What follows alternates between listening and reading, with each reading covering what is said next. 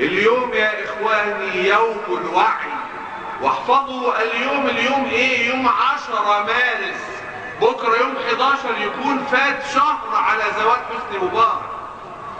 احفظوا هذا، احنا النهاردة يوم الوعي، ان ننتبه حتى لا تسرق هذه الثورة. هي الثورة ناويين يسرقوها طبعا، وانا اقولها لكم باعلى صوت استطيعه، ولو كنت استطيع ان يبلغ هذا الصوت من اسوان الى اسكندرية الى مرسى مطروح الان لفعلت.